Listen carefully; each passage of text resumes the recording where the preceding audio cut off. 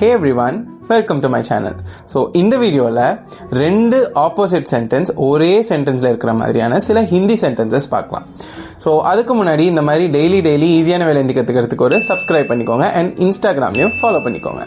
So here we go. So இப்போ பார்க்க போகிற ஆப்போசிட் வேர்டு என்னன்னா ஹாப்பி, சேட். இது ஆல்ரெடி உங்களுக்கு ஃபெமிலியரான வேர்டாக இருக்கலாம். ஹாப்பினா குஷி, சேட்னா துக்கி. இதை வச்சு பார்க்கலாம். இதை வச்சு சென்டென்ஸ் மேக் பண்ணுறதுக்கு முன்னாடி ரொம்ப இம்பார்ட்டன்ட் அண்ட் ரொம்ப பேசிக்கான ஒரு விஷயம் கற்றுக்கோங்க. என்னன்னா, இப்போ நம்ம தமிழில் ஒரு பையன் பொண்ணு அவங்கள டினோட் பண்ணுறதுக்கு அவன் அவள் அப்படின்னு சொல்கிற வேர்ட்ஸ்லாம் நம்ம யூஸ் பண்ணுவோம். அதே மாதிரி இங்கிலீஷில் பார்த்தீங்கன்னா ஹீ ஆர் ஷீ இருக்குது. ஆனால் ஹிந்தியில் பார்த்தீங்கன்னா இப்போ அந்த தமிழில் நம்ம டினோட் பண்ணுறோம் இல்லையா, அந்த மாதிரி ஸ்பெசிஃபிக்கான வேர்ட்ஸ் கிடையாது.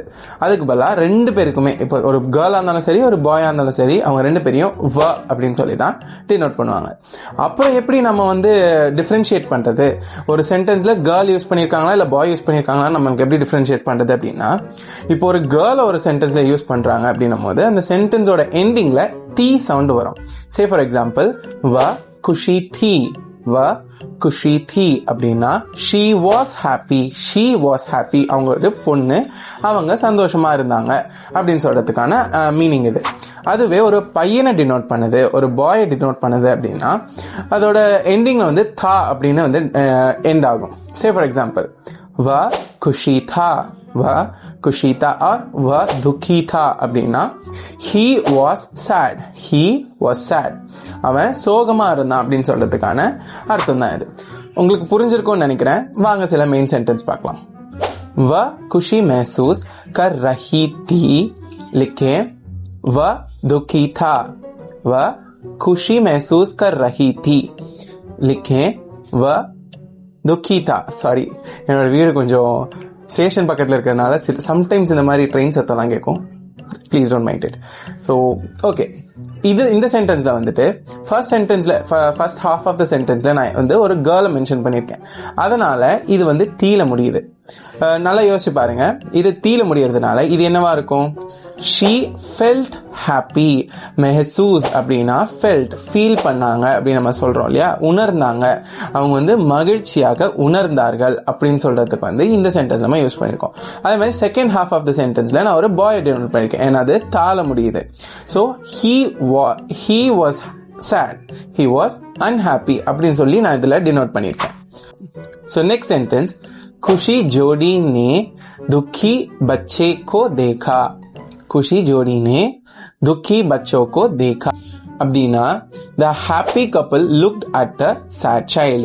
அந்த மகிழ்ச்சியான ஜோடி ரெண்டு பேரும் ஒரு சேடான குழந்தை, ஒரு சோகமா இருக்கிற ஒரு குழந்தைய பார்த்தாங்க. இதுல தேகா அப்படின்னு சொல்றது, தேகோ அப்படின்னு சொல்லுவாங்கல்ல, பாரு அப்படின்னு சொல்லுவாங்க. அது மாதிரி தேகா அப்படின்னா லுக் அட், அவங்க பார்த்தாங்க அப்படின்னு சொல்றதுக்கான அர்த்தம் இது. ஸோ இதுல குஷி ஜோடினா ஹாப்பியான கப்பல், துக்கி பச்சே அப்படின்னா சோகமான குழந்தை அப்படின்னு அர்த்தம். சோகமான சின்ன பையனோ பொண்ணோ, சைல்டு.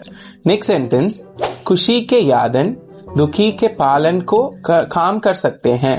खुशी के यादन दुखी के पालन काम कर सकते हैं அப்படின்னா happy memories can ease sad memories. ஒரு மகிழ்ச்சியான தருணங்கள் சோகமான தருணங்களை மறைக்கிறதுக்கு உதவும் அப்படின்னு நம்ம சொல்லுவோம் இல்லையா. ஸோ அந்த சென்டென்ஸை மீன் பண்றதா இந்த சென்டென்ஸ். ஸோ இதுல குஷிக்கே யாதன் அப்படின்னா ஹாப்பி மெமரிஸ் அப்படின்னு அர்த்தம். துக்கிக்கே பாலன் அப்படின்னா சேட் மெமரிஸ் அப்படின்னு அர்த்தம். ஸோ ஃபைனல் சென்டென்ஸ், இதோட இந்த வீடியோ முடிச்சுக்கலாம்.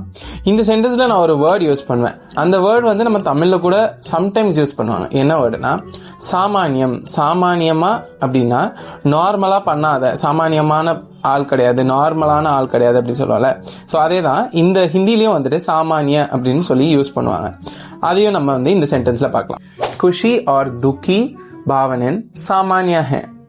குஷி ஆர் துக்கி பாவனன் சாமானிய ஹே அப்படின்னா happy and sad emotions are normal. எல்லாமே நார்மலான விஷயம் தான். ஹாப்பியான விஷயமா இருந்தாலும் சரி, சேடான விஷயமா இருந்தாலும் சரி, எவ்ரிதிங் இஸ் நார்மல் அப்படின்னு சொல்றதுக்கான அர்த்தம் தான் இது.